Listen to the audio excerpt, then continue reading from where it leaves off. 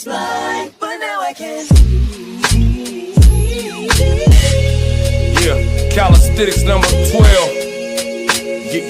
Yeah. Fly robotics. Bifocals, my only purpose is to feed the locals. I'm spreading love when I see you and gotta approach you.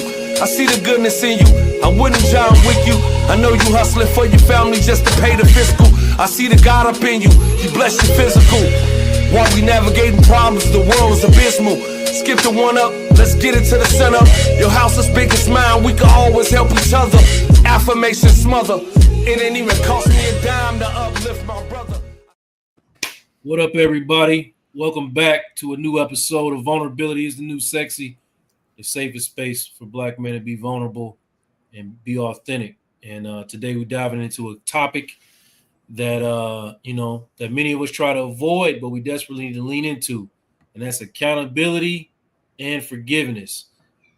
In my experience as a therapist who sees Black men in my practice, our ability to heal and evolve is always going to be directly tied to how well we own our mistakes and release the resentment and get rid of that shame, get around that shame that comes with not owning our mistakes and get into a place of forgiveness. So without accountability, our ability to heal, our growth is stunted. And without forgiveness, peace is damn near impossible. So this isn't about shame. It's about learning how to love, how to evolve, and how to step fully into our power.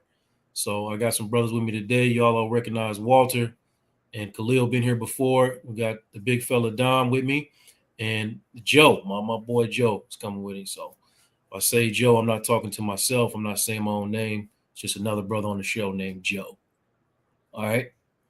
So let's get to it, fellas, man. Let's start this conversation, man. I really want to know, and I'm going to start with you, Walt, as always, why accountability can feel threatening, man. Do you sometimes have problems taking account, or have you had periods in your life where accountability was an issue for you? I've definitely had those periods. Yeah. I'm not a perfect person, but right now in my life, I show up, for myself first. So I'm accountable, as much as I can possibly be accountable at this point in my life. But there definitely have been times when I was not. For sure. Dom, man, have you ever found yourself avoiding accountability out of fear or shame?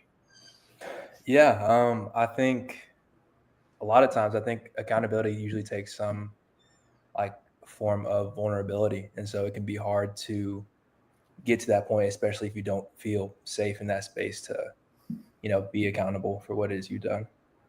Yeah, for sure. All right, man. See, I'm about to stretch y'all out today. I took my little don't over talk a little too serious, man. Get to it now. Joe, I know you ain't got no problems talking ever, man. Tell me about you, man. How you There you go, starting already, bro. You never short on words, bro. But say, what about you, man? You ever had to deal with as you have a period in your life where you had a hard time accepting accountability? Shit, yeah, and I still struggle with that to the day sometimes, bro. Can't even lie. Like my man Walter said earlier, I try to be as accountable as much as I can be. But there is times where I still fall short, if I'm being real. But it's good, to kind of have an accountability partner that sometimes kind of check you and be like, hey, you trying to skate from your responsibility and accountability to kind of pull me back in. So I'll say I'm probably like 85-15 now. Before I was like 60-40. Now I'm like 85-15. 60 which way? 6 lack of accountability? Listen, it depends on how I felt when I woke up that day. Yeah, man. I know I was about 20-80. Lack of accountability, bro. I couldn't take accountability for nothing, bro. I don't know what. I just thought I was right about everything for a good period in my life. And I look back on that now, it's like, that's insane. Young bro, Khalil, man, how you feel, man? How do you feel about do you have a problem sometimes lacking accountability? And while it got you, do you have a hard time with forgiveness? It's a great question, Coach. Accountability, I think that's something we all kind of struggle with. But me personally, I think that is something that I've struggled with, especially at a young age. You know, that was something that my pops kind of always instilled in me, was to be accountable for your actions. It was kind of the one rule of the house that you had to do. And he just, that's just what it was. And so I still struggle with it today. You know, I think I struggle with it more so. I don't know, maybe it's a pride thing, maybe it's an ego thing. Sometimes, you know, just being scared of the consequences. What happens if I do take accountability? You know, what may happen next? And so, yeah, I think that's majority of the reason why I struggle with it today. But like I said, it's definitely something that, you know, I've been working on. It's something that I definitely keep at the top of my mind for sure. Man, I'm gonna ask the chat, man. Chat, you have problems accepting accountability in your lives, man. I think something you said, Khalil, was very important when you're talking about. I think you said scared of the consequences. Is that what you said? Yeah, scared of consequences, just not Scared of knowing what may happen. consequences. That's a lot of the reason why, as men, we have hard times sometimes with accountability, because we don't really want to face the consequences of it, and rather than dealing with those consequences, what emotions do we consistently show? We get angry, we get defensive, you know what I mean? Instead of, you know, having the tools in our toolkit to communicate when we are not feeling okay, when we're struggling, or when we're doing things we're not supposed to do, but we're doing those things to cope with feelings that we don't know how to cope with. And that's not making any excuses. That's what accountability is about. I'm not making no excuses. I'm just saying when you mess up, instead of owning up to it, you getting angry and defensive and not able to communicate that, hey, you know, I couldn't deal. And the same thing, man, with forgiveness, man. Like, we didn't even touch on that, man. But that's a tough one we got to deal with. So Walt, let me ask you, man. I'm gonna go back to you. I'm gonna skip around a little bit, but how were accountability and forgiveness modeled for you growing up? Did you see it at home? Did you see it in the community? Did you watch TV? Man, I think because I come from a broken home, my father was kind of in and out. My model for accountability came from my grandparents. It came from my uncles and aunts more so. I was able to see my uncles, one uncle in particular, showing up for his family in the way that he was supposed to. I knew that even as a child that my grandparents had clashes sometimes, and I saw them when they would be, you know, on the outs with one another, but then in a few days I would recognize they're back, you know, being mama and papa. So that was my first kind of foray into seeing what forgiveness looks like in a marriage. Yeah. Well, I mean, dang, in a marriage, that, I mean, that's the is that the Or only just married among two people, I guess. You know, right, they that happen to be married, right? right. Don, what about you, man? What was how was it modeled for you, man?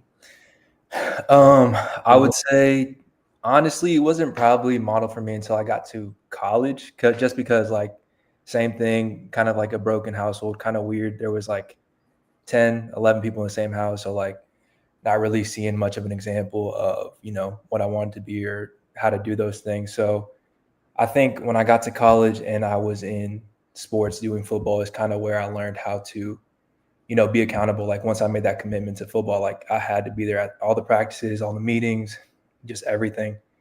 And as far as forgiveness, I think I also learned that through sports, just because like I learned very quick that I had to get past like the mistakes that I made, and I had to like kind of forgive myself for making those mistakes, because if not, I wasn't going to get any better. And so I really think sports was a big just learning place for me. Like it taught me so much about just the type of man that I want to be and just how to go about life.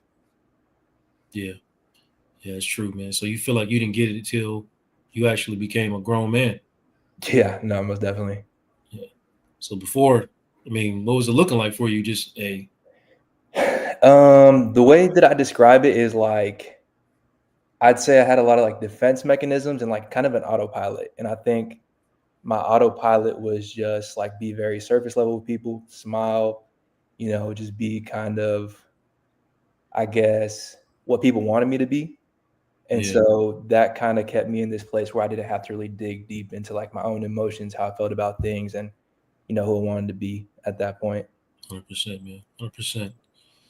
Mom tube, I really want to know what you mean by this.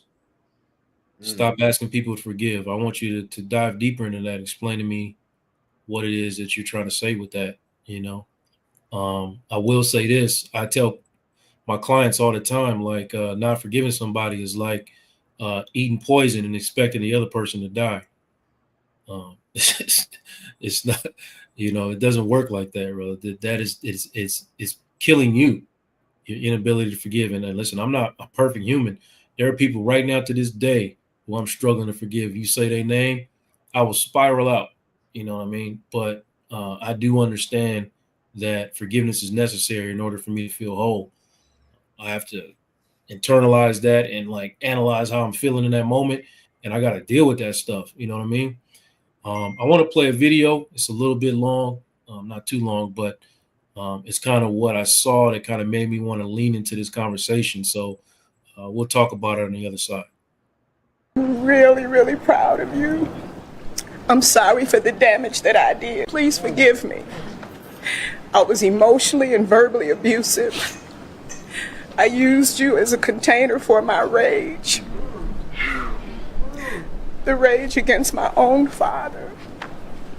I curse God that he gave me sons because of the rage that I had.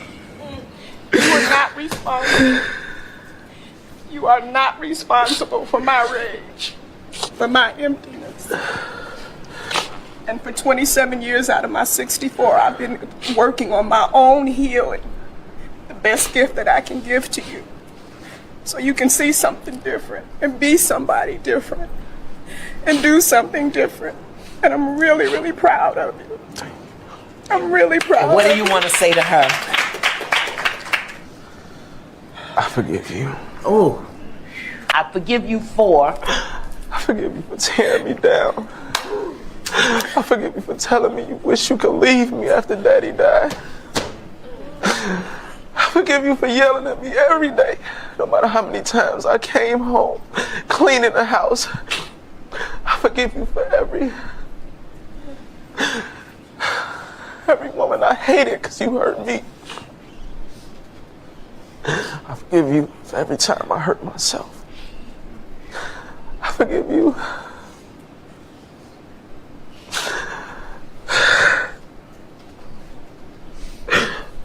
I love you. I don't know what I would do without you. I forgive you for not being who I needed you to be, who I wanted you to be. Yeah. Who I didn't have growing up without a father. I needed you so bad and you were at work. You were gone. When you got home, I was sitting on that couch. I had popped 50 pills and you walked past me and didn't even notice it.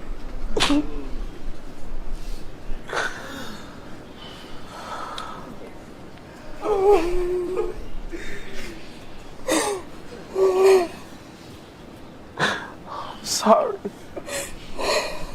I'm sorry for not getting help when you told me to. I'm sorry for putting all these kids in your life because I know at times, as much as you love them, they could be a burden to you too.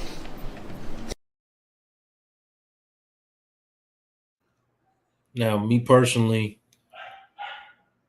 my parents died when I was a teenager, so I never had the emotional maturity to have one of those type of conversations with my parents. As a grown man now, I recognize that there's things said in the context of conversations like that that I probably need to process with my mother and my father. So, Khalil, I'm asking you, man, do you feel like there's anyone in your life, you don't have to talk about it if you don't want to, but when you watch that, is there anybody in your life that you feel like you need to have one of those type of conversations with, either on the forgiving side or the accountability side? Oh man. that one hit close to home right there, Coach. You know, That's why I can't be. Yeah, it's a couple people. You know, it's some people out there. You know, it ain't just one person. It's some people out there for sure. Go ahead. On the accountability side and on the forgiveness side. And I couldn't even tell you why it is, you know, that I feel the way that I feel towards those people, or where I feel like certain people I might not be able to forgive, or certain times I may not be able to take accountability. You know, I'm not really sure, but yeah, I can relate to that one. Yeah. Do you feel like are you in a place where you have the ability to have those conversations? Nah, probably not. It's probably why I haven't had those conversations yet. It's probably why I keep putting them off to the side, you know, because I know myself at the end of the day, you know, it's probably best that I don't have those conversations right now. And I don't know, time will tell, I guess. Yeah, man. So we amongst men, man, we do accountability here as well. So, Right. You gotta, are you in the spaces? Are you getting in spaces? Are you getting in therapy spaces? Or are you ducking those conversations? You can just have them. Nah, I mean, I wouldn't say I'm ducking the conversation. That's what it is. I'm not ducking the conversation. Okay. I'm willing to have the conversation, but at the same time, sometimes I feel like I'm not the one that needs to present the conversation, you know? And I think that's probably the accountability part that I need to work on right there. Right. And so, yeah, that's how I feel about it. Well, I don't mean the conversations with the people you need to have them. What I mean, like, are you going to therapy to deal with your feelings around these conversations, so that when it's time for you to have them, you can be emotionally well enough to say what you need to say? Right. Probably not like I should. No. This is probably about as close as I'm gonna get to it. You know, as far as, you know, you and me, we have our side conversations, you know, throughout the week and stuff. But other than that, nah, that's pretty much it. All right, man. Just putting it on your shoulder, man, so you can put it on your mind later. No, right? I got you, Coach. All right, man. All right. Dom, when you watch that video, man, what do you take away from that, man? We had a conversation about this the other day. Yes, we did. But just some accountability that I got to take in my life towards, I'll just be open up towards my father. He was absent, not really part of my life. Then he tried to come in for a little bit, cut him back off. And then this most recent time that he tried to reach out and like talk to me, I kind of told him off and just kind of like really spoke my heart. And it's been like a year now, and I just really regret it, because like that's not the man that I'm aiming to be. And I feel like if there's anything ever in the way of our relationship, I don't want it to be me. And so like, as far as having that conversation, it's been like maybe a month now that I've been meaning to talk to him just about that, just ask for forgiveness. Cause like, you know, that's the only thing I can control on my part. But yeah, I need to get more so on that. But yeah. Yeah. So you got accountability and forgiveness to work in your conversations, what I'm hearing.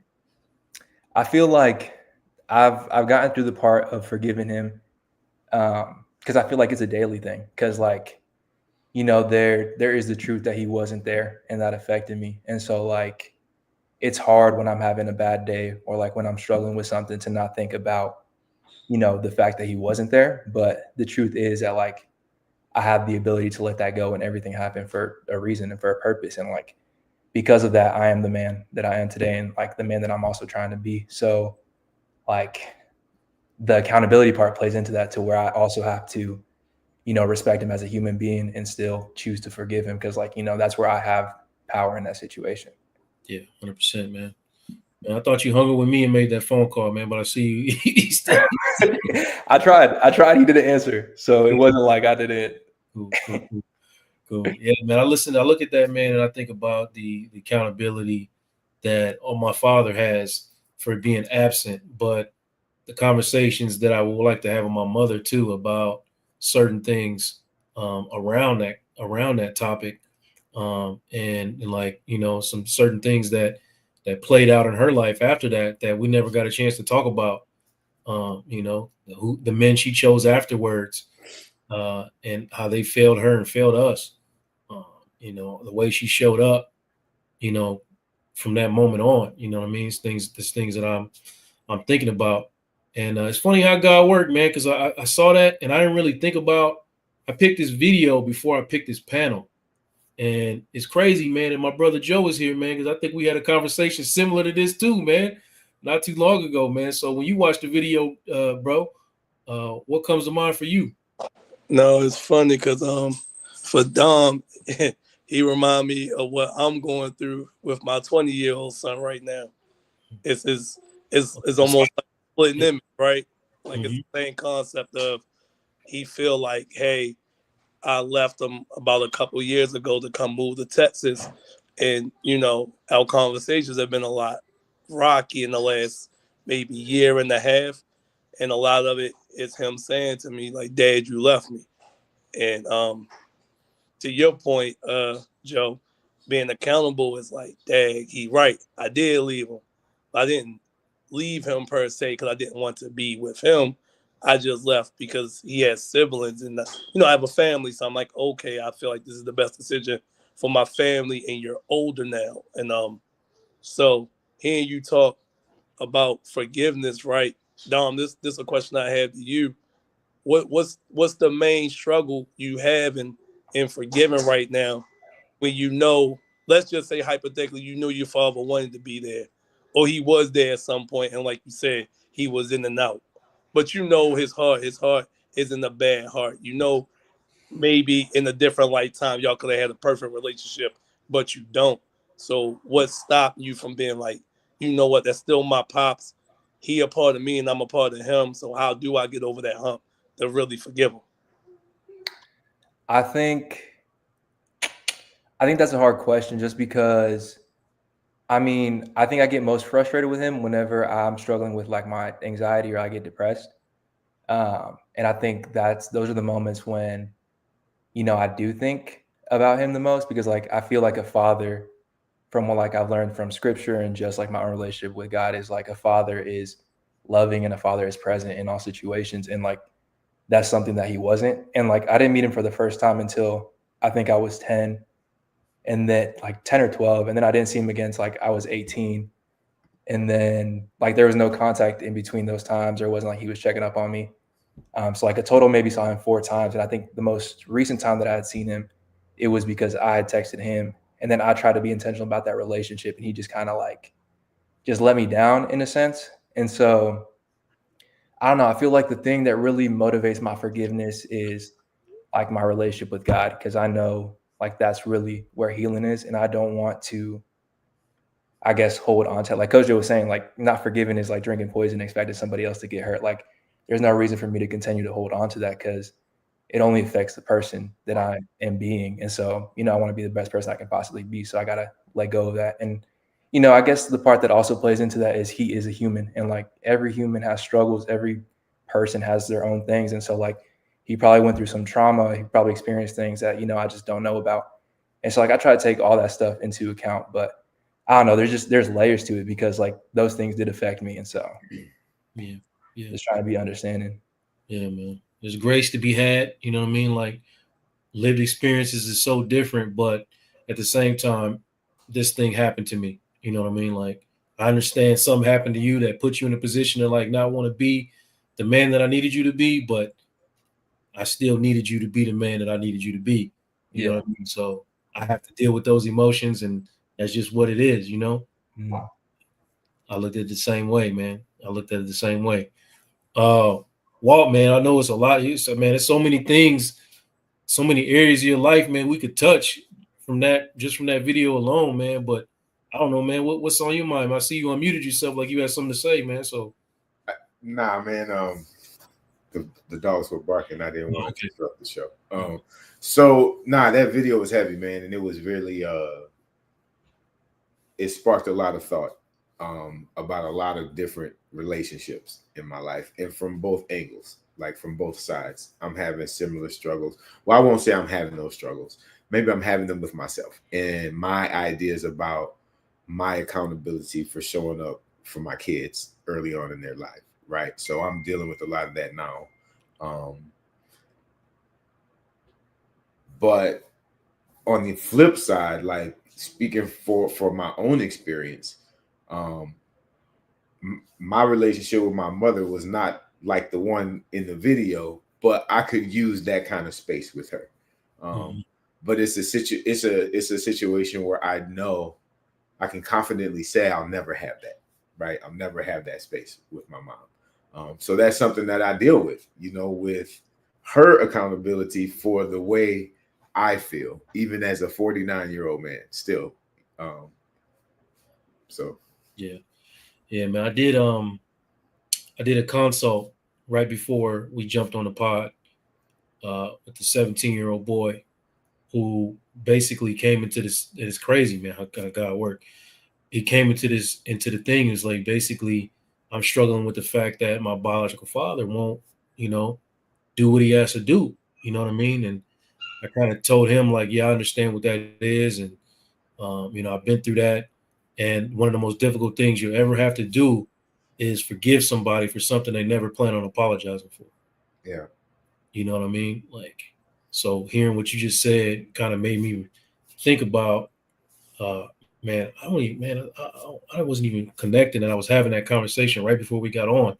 But yeah, man, hearing you say that kind of made me think, like, bro, yeah, so much of healing, so much of what I do, so much of the conversations that I have, especially with young people, involve them having to forgive something that will never be apologized for.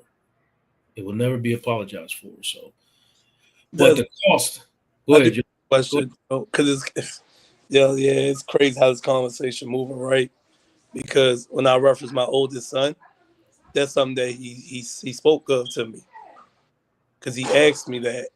And to your point, now I'm thinking about it and thinking about what Don was talking about, especially because he's a young man. I don't know how old you are, but like I said, you seem like you about near my oldest son age.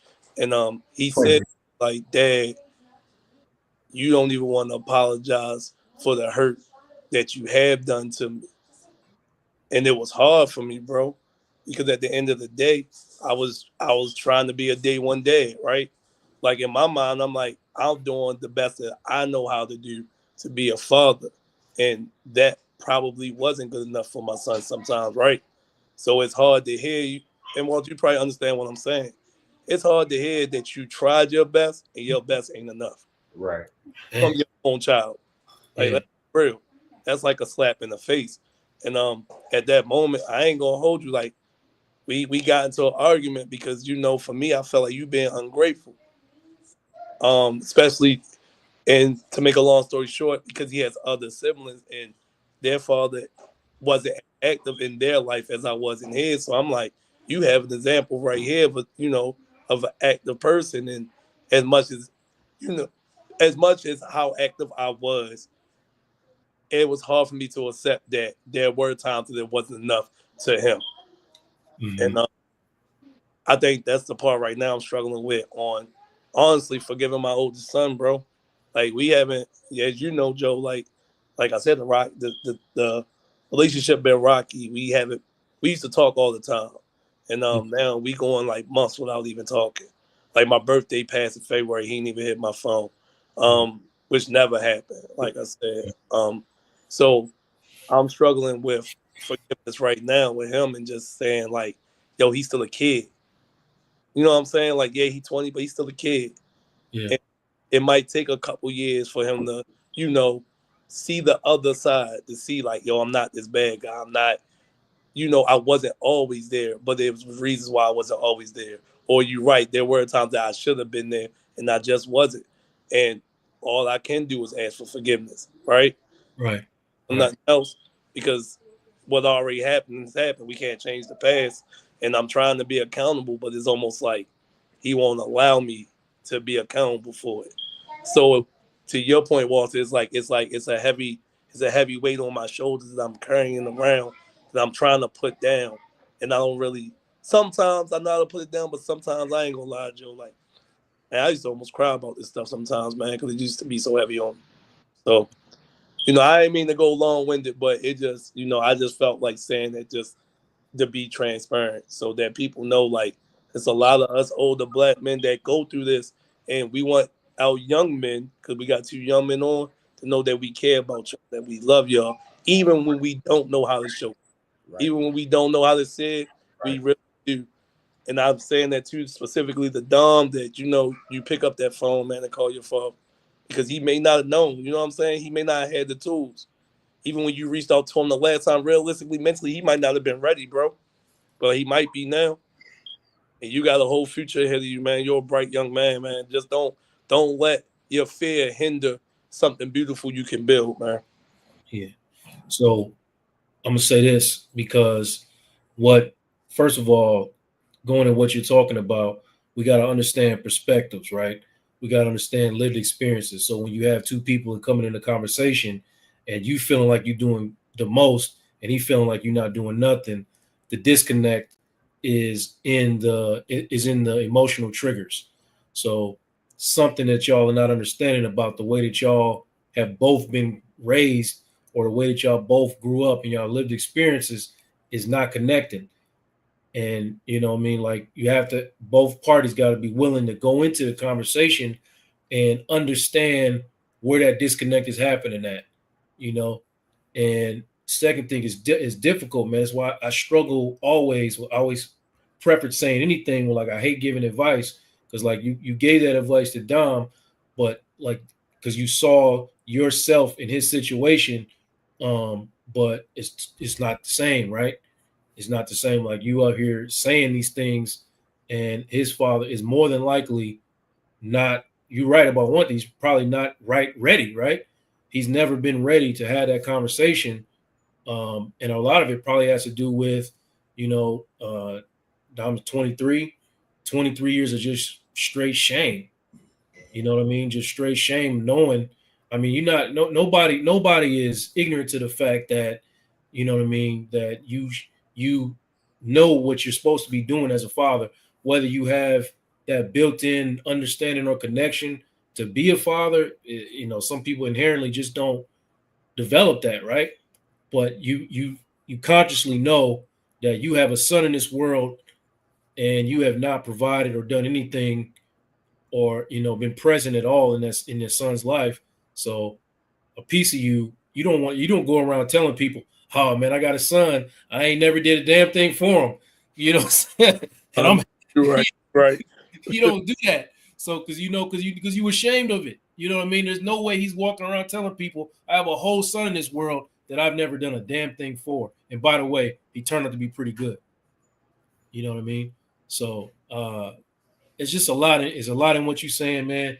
And I really hope that you and your son can come to a situation where y'all have, y'all can't. I don't feel like y'all can do it alone. I feel like a third party need to be present so that y'all can hear each other's perspectives without you feeling the way you feel, because you walking away from that conversation upset. He walking away from it upset.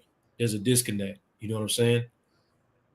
And that's the cost of it, man. And I'm gonna get off of this in a minute, but the cost of it is resentment. The cost of it is damaged trust, and then for him, repeated cycles of dysfunction and fractured brotherhood and family structures. You know what I mean? So this is just a big cost. So I'm gonna ask you, Khalil, man, because I know you've done well, man, as far as despite the fact that you're not having these conversations, but you still have a good high level of emotional maturity from my perspective and my opinion. But what do you feel like the lack of these conversations, meaning the conversations around accountability and forgiveness, have they had any effect? Have they cost you anything in your life? Not yet. Not yet. Not yet. But I know it can. You know, I think about it every day. It's just crazy. I started to get emotional on the call. I had to hop off for a little second, but it's crazy because about just how many of us dealing with kind of similar things, you know what I'm saying? And so, yeah, I'm not going to say it's cost me anything yet. You know, I'm moving right now as if it ain't going to ever cost me. You know, that's kind of how I'm moving. That's kind of how I'm going about things. It's like, I'm going to be good regardless. You know what I'm saying? But in the back of my head, I do know that it can cost you one day, and that day could come. You never know when it's gonna come. So, You know, that's when I just put my faith into God, man. You know, I just kind of let him take the wheel and go from there. But yeah, you know, why you hop off? You got emotional. Why you hop off? no, it was I haven't spoke to my father in about a year, almost coming up on a year now. But why didn't you stay on? Is what I'm asking you. Why did you have to hop off to feel those feelings? No, I didn't want to. You know, that's a good question. I don't know. Yeah, That's see what I'm a good saying. You question. say it cost you nothing, but I'm telling you, it has cost you something. You know Yeah, what I mean? Right then and there, like you in a space right now with men being vulnerable, and you had to leave the call because you didn't want to present your vulnerability here, right. bro. You know what I mean? Like it is costing you something, man. Yeah, You know what I mean? It is costing because it hasn't been modeled for you. You know what I mean? And I don't know. I'm assuming right now, but I mean, I'm guessing. You know that freeness of vulnerability. It's typically not modeled for black men, and you know what I'm saying, we don't do it out in the open the way that we should, especially in spaces like this where we amongst other black men, you know what I mean, and having these conversations. You gotta hey, show that vulnerable. Don't hop off the call, man. yeah, Stay on the call and be vulnerable, bro. If you have an emotional thing, man, let's go through that, because at any moment, I mean, this man Joe about to cry too. If we stay if we stay on it, Yeah, dog. I might shed a thug tear. It might come out. right. Yeah, I just had to wipe a quick one away. Yeah, You know, that's man. all it was. I ain't Right, tripping on bro. Don't worry, it. man. yeah, We done been with each other. Joe know we done been vulnerable, man, as men, and it is healthy, bro. Like you Absolutely. want to say, bro, if you gotta cry because you thinking about something, we say something, shit. Y'all say something. When Dom started speaking, I almost shed a tear. You know what I'm Right. saying? Yeah. Because like Joe said, I'm like, yo, he sound like my son. yeah, And I'm just trying to get through to him. So maybe having a conversation with Dom, having a conversation with you guys, it's gonna help me moving forward. As far as to Joe's point, now the next conversation I have, let me approach it a little different. Let yeah, me try to get upset. Let me see where he coming from. Even Right. if I don't agree, the goal is to open the line of communication again so that we can build a healthy relationship. Right. 100%. So if you Absolutely. don't mind me asking, why haven't you spoken with your father in the year, Khalil? If you don't, Uh, no, I don't mind. But no, we had a just a real bad falling out last year, last April of last year, and you know, my pops, I was as my dog, so you know, we talk every day. He was kind of in and out, you know, when I was younger, because he lived in Minnesota. I lived down here with my mom, so only time I kind of really saw him was on the summers. But when I got to high school, I ended up moving in with him. And so we kind of built that real strong relationship. I say it was my sophomore year of high school. I moved in with him and he moved to Texas. And we built that bond. And so now I think I have that problem just reaching back out because I feel so used to him not being around from when I was younger. You know what I'm saying? And so I just kind of go about my everyday, you know. I just feel like shit. If he wants to reach out, he'll reach out. And I think we kind of both just dealing with more of a ego / pride thing. But now I'm a father, so now I kind of look at things a little differently. I got a 1-year-old daughter myself now, so now I'm coming from a perspective of like I would never do that to my daughter, you know. Mhm. So it now it's hitting a little different, you know, rather than before I had a daughter and you know it could just been all fine and dandy. But so yeah, it's kind of just to make a long story short. That's kind of why we haven't spoken over a year. Yeah, Yeah, it's different when you. That's when it started to really hit different for me. When I started having children, bro, like it really made me release a different understanding, because I'm like going through this experience and I'm like I'm here every step of the way, and then it gets to the pinnacle of like the baby being born, and I'm like, oh, this is not something you miss. You know what I mean? Like this is something you be a part. Where were you at, my boy? Where were you? I mean, where were you at? This ain't something that you miss out on, you know. But yeah, man, I appreciate you being vulnerable about that, man. Like that, that actually kind of made me a little emotional hearing that you know, what I'm saying I've seen you with your father, and that made me a little right. emotional, man, to like hear that y'all, you know, what I'm saying, not really talking. I hope that we can do something, because you're right, man. You said it right. You hit it right on the head. You not reaching out to him is your pride. Him not reaching out to you is his pride. But all you can work with is what you have on your side of the street. You can't make that man do what you know what I'm saying. You can't make him do what you want him to do. And Right. if it says nothing about you, or it means nothing less of you to, you know what I'm saying, to reach out to your father and be like, hey, I want to have this conversation. That don't make you no less of a man. Absolutely. So I encourage you to, to do that, man. But Dom, are you experiencing any feelings around, you're about to be a father and you're starting to, I'm sure you're starting to feel like a father because you're having to take care of this baby already, even though it's not here. But are you starting to feel or experience any feelings around fatherhood and the way that you view your situation through the eyes of a father now versus just the eyes of a son? Yeah, so like even like she's not even here yet. Like she'll be here any day now, but like even thinking about her now, like I tear up. I tear up and I think about the fact that I'm gonna have a baby girl and just how like excited I am for her to just be here. And so I haven't really connected that to like my experience with my own father because like I don't know, I just haven't made that connection any type of way. But yeah, I definitely feel a lot of emotions just about being a dad and having that experience because that's a part of me. Um, and so yeah, one thing that I did notice also kind of come up just through like this whole process was definitely like just fear of becoming a dad as well. And so like that's kind of opened my eyes too of just like the diverse emotions someone can feel, going into fatherhood.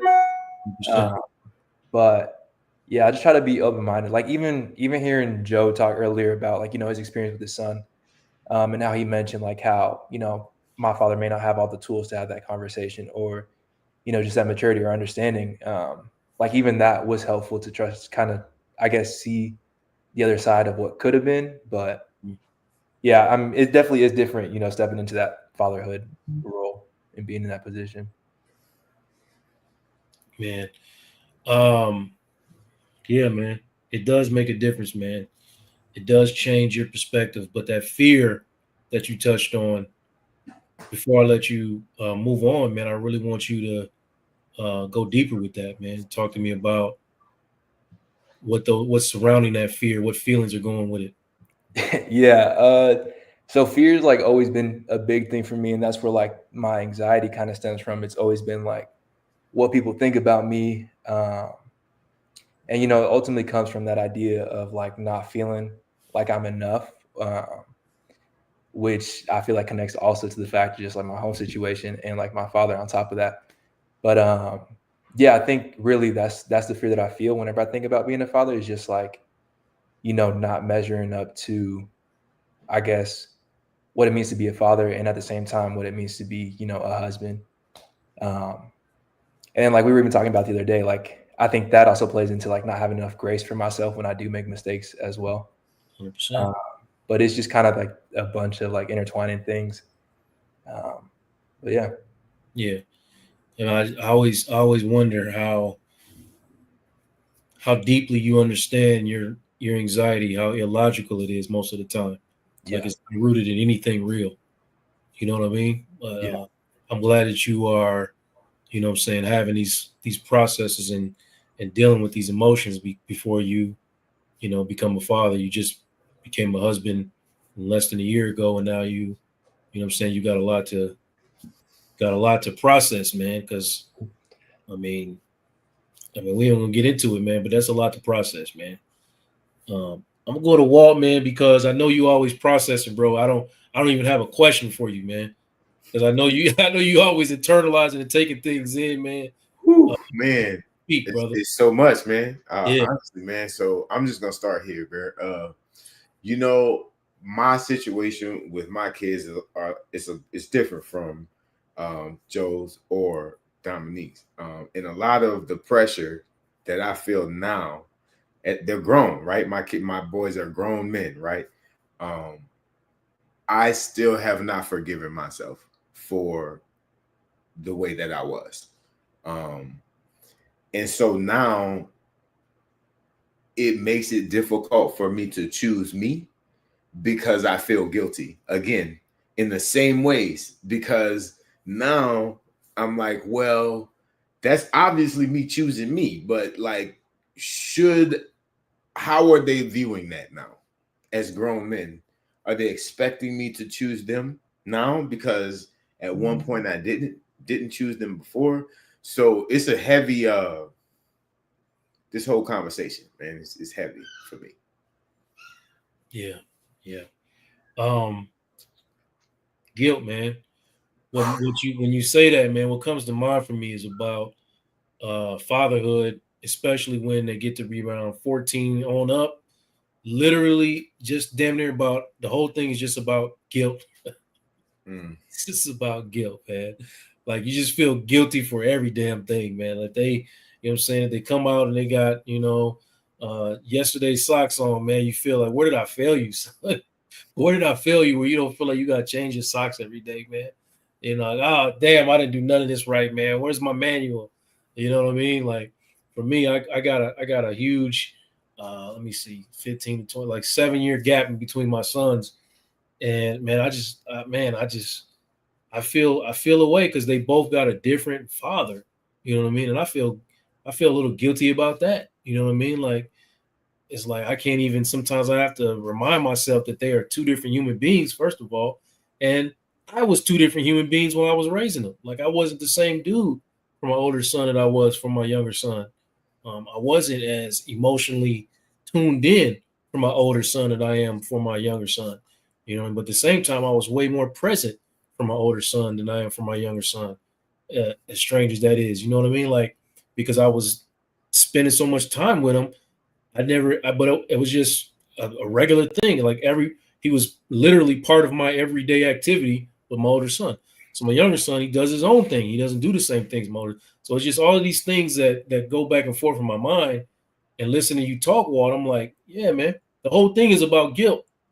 Like, the whole thing is about, and I'm listening to Dom talk about that fear. Now I'm in real time processing, well, where does that fear come from for me? Well, it's the same thing. My father was terrible, in my opinion. In my mind, he was terrible. So I'm like, man, I'm doing everything I got to do to not be that dude. You know what I'm saying? I'm doing everything I got to do. I'm even asking my sons, like, hey, man, how's it feel? I say this all the time. How does it feel to have a father? Weird questions. He looking at me like, fine, I guess. You know what I'm saying? Because he don't know no different. I'm like, oh, it's fine, huh? What's it like to see you come downstairs and see your father kissing on your mom? You know? I don't know. I never saw it. How's it for you? You know what I'm saying? Like, that's real. That's real. You know what I mean? Like, I never saw it. I don't have a single memory of my mother and father interacting with each other. Not one. So you get to come down the stairs and see it every day. I feel like you should be throwing me a parade. At least that's how I used to feel. Throwing me a parade, bro. Not only but I stayed with your mom too. Lucky you, bro. Lucky you. You know what I mean? But he looking at it like, nah, bro. That's normal stuff because he don't know no different. You know what I mean? You're not doing nothing. Matter of fact, where's the car? Because that's what I'm on. You did all the basic stuff. That's covered. So let's talk about the extreme stuff. Where's this college fund? Where's this car? Well, I'm like, college fund? Damn, man, my dad never brought me a Lunchable. And you talking to me about college fund? Anyway, man, we run out of time, but I do want to get into some accountability as men that we have in relationships and forgiveness. So I want to play one more video, and we have a short conversation about how we show up in relationships. A lot of women who you would sit down and ask her, like, hey, like, in your last relationship, like, what role did you play in it going wrong? Right. And she'll look you dead in the eyes and say nothing. I did what I was supposed to do. He cheated. Yeah. Or I did what I was supposed to do. He neglected me. Yeah. Or whatever the case. You know what I'm saying? But no, it's something, but that speaks to the accountability of most women. And a lot of women lack accountability. And because of that they continue to repeat the same. A lot of women. Yeah, let me hold on. Let me make sure the mic is working. I said a lot of women lack accountability, and that caters to them constantly repeating the same mistakes. That right there, what you said, a lot of women lack accountability. No. And I can say a lot of men lack accountability. Y'all cover up this and act like y'all's emotions just shut off, and the moment that a woman tell you about, y'all want to know so much about us, but the moment we tell you one thing about our past or about something that's very important to us, it's like, oh, she crazy. Like we closing that door as though everything has to be perfect. So I don't agree with that comment. A lot of women lack accountability. How about we address the men lacking your emotional state at the time that you're trying to get to know the woman? Like, I think what you're doing is a perfect example of what I'm talking about. Because again, I never said that men don't lack accountability. When you said it, I nodded. Yep, you're right. A lot of men do. But just the mere mention of a woman having something to work on made you feel a way. If you tell a woman that she needs to work on something, or you tell a woman that she's doing something wrong, you automatically go into defense, right? Or automatically like spin it back to what the man is not doing, or spin it back to what you did wrong. No. Sometimes you need to really just accept what that person is saying. Yeah, they may be wrong too, and we'll get to that. But right now, we on you. Don't spin it back in my moment of telling you what you need to work on. And a lot of women do that. Woo-hoo! I was hitting. Walt, how's it hitting, man? Hey, man. How's it hitting, Walt? Yo, it's a Nina Simone song. It's called Marriage is for Old Folks. That's what I hear in my head right now. Right. Because that part. And not pointing fingers, because me too. Right. But it's such a difficult dance sometimes to get to the places where two people can be accountable together.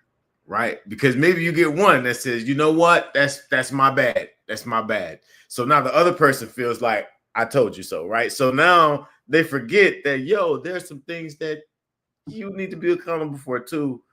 And now I have to ask you, right? Or you have to ask me for this thing. And it's not the same as you being accountable if I have to tell you what you're being accountable for. Right. So there's a lot to unpack there, man. Yeah, man.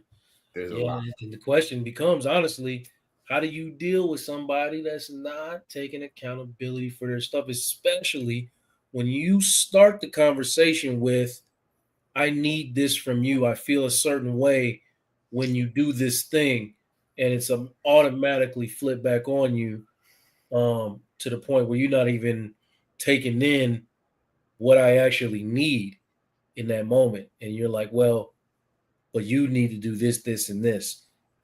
Very common situation, man. Joe, how's it hitting for you, man? I mean, I've been both sides. Yeah. How can I put it? Do we as men, and I'm asking this to the group, feel like there's a time that you're over accountable? As you were saying, Walter, like you always saying my bad for everything in your situation. But I just did it. It's healthy. Saying me too, right? Yeah. Because we're talking about our partners or whatever the situation is, other people. But just now I said me too. And that is subconsciously me trying to make the people that need to hear what we're saying comfortable. Right. Yeah. But this is uncomfortable sometimes. And that should be okay. But that over accountability is me saying, oh, wait. Us too. We need you too. Right. Conversations, man. Khalil, man, answer that, man. Joe's question, man. Do you feel like you over accountable sometimes?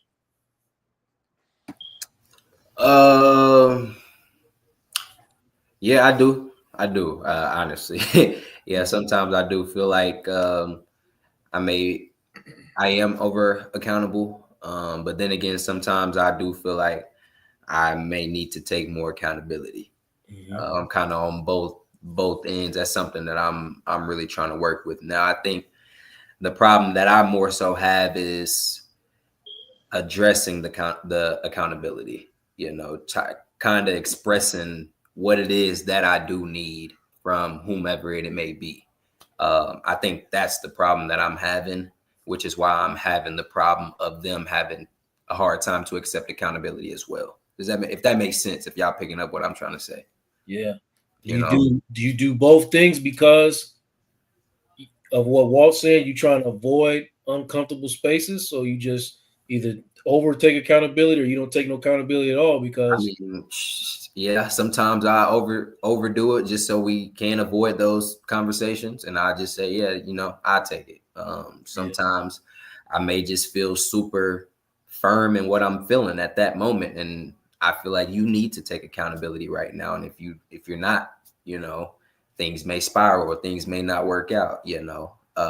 So yeah, I would say I'm a little bit on both sides involved.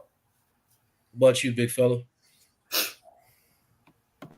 I think I'm over accountable when it comes to like people on my outer circle, but when it comes to like my wife, I'm starting to realize like I have a lot of blind spots, and so I think I'm less accountable in that situation because like I don't know, there's like more stuff just kind of coming up in that relationship, which like I mean naturally happens in a marriage because like you see parts of somebody that you've never seen before.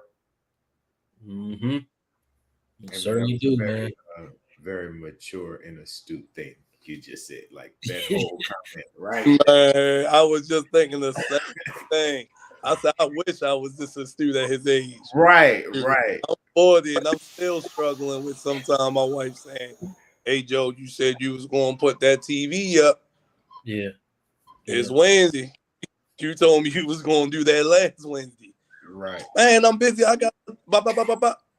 So what? Let me just. I can't really explain it, man. I'm still working on like my understanding of it and the work that I do, but there is a little bit of higher emotional intelligence in this upcoming generation than there is in like say our generation. I don't really understand where it comes from necessarily, but whenever I bring somebody younger on the show, they always exude more emotional intelligence than I think I probably would have had at 23, 24. You know what I'm saying? I don't understand it, but I'm working to understand it because that's why I'm having conversations like this. I'm trying to invite more younger people into these conversations. So, hopefully someday, somehow we get that understanding, man. But I mean, as a teacher, I'm like, man, these kids is cooked. When I was when I was a middle school teacher, I'm like, these kids are gonna be cooked. But somehow they gain some emotional intelligence from somewhere. So I don't know if what I'm saying, if there's a PlayStation or Xbox game called Emotional Wellness or something like that I missed, but something's happening, bro. So Because they don't get beat all the time like we did. that's true. We That's got true. everything. Yeah. We took all them beatings. Was like, man, I'm never beating my kid like I'm that, bro. telling you, Joe, how many times you got beat just for crying? Yeah, I didn't know. I didn't know it was abuse. I figured it out much later. Like, oh, bro, you damn near, you should be in the pen for the things that you did. For the things that you did to me, man. You should be locked. Yeah. Supposed to go under man. But I think that's what it is, honestly. Like, because to your point, I was saying that with my oldest son. Because, like I said, the last conversation where we got upset, like you said, Walter, the way he was expressing himself, man, I was like, yo, you too smart for your own good. Like what you say actually is valid. So you're making me mad because what you saying valid. Right. Oh, man. That's where the anger comes in, right? Yeah. It's always, I'm learning. I've learned that when that anger kicks in, bro, when that defensiveness kicks in, you want something. You wanted something. You know what I mean? That anger kicked in. Oh, the only way I can make you really mad, or the way you can make somebody mad, is if you partially believe what I'm saying is true. Yeah. You know what I mean? So that's the way it goes. But listen, I'm gonna hit y'all with 2 questions, man. Quick little round robin questions. You can elaborate if you want to. If you just don't want to elaborate, that's cool too. But tapping on that vulnerability. Let me ask you first, Joe. Is there somewhere in your life that you can take greater accountability this week? For me, reaching out to my son this week. I haven't reached out to him in a while, so definitely having this conversation, putting that battery in my back. Just, I've been texting, but I'm gonna call him. I'm gonna call him and bother him until he pick up, cause he would. Like my baby still love me, even though he mad at me. But yeah, just getting more accountable with that, and like I said, just getting our relationship back to how it used to be. So that's for me for sure. All right, man. I'm gonna write that down just in case I need to hit you up. Like, hey, man, did you call your son this week? Walt, what about you, man? Is there an area of your life you need to take accountability this week? I think it has to do with myself, man. I need to take more accountability to making the right decisions for me. Okay. What about you, Dom? I think I just need to have that conversation with, dad. Yeah. Okay. Khalil? Yes, I think probably taking that initiative and reaching out to my pops. Oh man, after a year, huh? That's a heavy one, bro. Don't write mine down, coach, because I ain't even gonna lie to you. I ain't gonna bother you, man. I ain't gonna bother you about it. Don't write mine down. I ask you about it, but I ain't gonna press you about it. I'm Yeah, saying, now you can ask me, but man, man, how you feeling, man? How you feeling, man? 'Cause I really want you to get to a space where you feel healthy enough to make that phone call, man. Call your pops, man.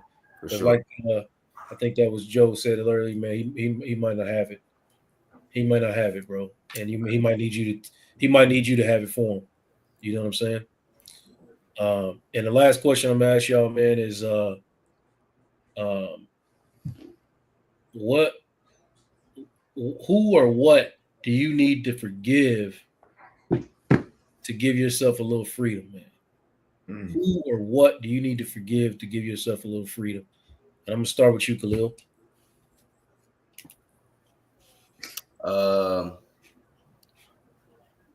I'll be completely transparent with everybody. I say my pops, and the mother of my child, for sure. Okay, you got some forgiveness there. Okay. Yeah. What about you, big fella? I'd say myself. I think I hold a lot of shame sometimes that I don't need to be holding on to. So yeah, I'd say myself. Okay. Walt, you say what? I'm saying my mother and myself. Okay. Joe? I'll say myself. I think I've been doing pretty good, Joe. But yeah, now that we having this conversation, it's a few people that I need to reach out to and just to your point, just to be like, yo, I forget you. It's all right. Yeah. Just not holding on to it anymore. Right. So I'll say that. And Walter say, your mother. Yeah, I think I need to do that with my mom's too. I got some stuff with her too that I need to just kind of let go and just, give and get over it so we can. Moving on. Yeah, moving on.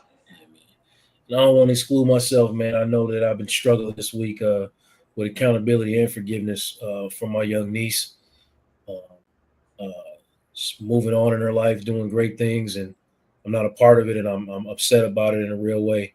And we haven't talked in a very long time, and so I know I need to figure out a way to mend that situation. But pieces of it involve, uh, forgiving her for things she'll never apologize for too. So it's a little tough. It's a tough situation.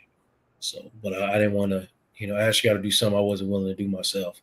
So I'm having a difficult time talking about that, but I'm getting there, man. And I just say, man, for everybody out there, man, please internalize these conversations. Think about what it is that you need to take accountability for. Even if you're not really ready to say it out loud to the person that needs to hear it, write it somewhere, journal it, and just process it real. Healing is not always an individual journey, but there's a lot of individuality to it, and it takes effort. And healing belongs to those who are vulnerable enough to grow through accountability and forgiveness. It's not easy. I'm not saying that, in one conversation, all these brothers should just go out and, what I'm saying, and do what you need to do. But saying it out loud initially, and knowing that it's out there is a huge step. Maybe these calls won't be made this week, but you know in your heart that things need to happen. So it's a whole step to making yourself whole, because we deserve peace, we deserve wholeness, we deserve emotional freedom, And I want to thank y'all for showing up today, being vulnerable. I want to thank all the listeners for tuning in. And I invite you to, you know what I'm saying, get to a space where you can reflect and process your own personal experiences. And hey, if you need somebody to help you do that, reach out. You know, you see the website up there. I'm here.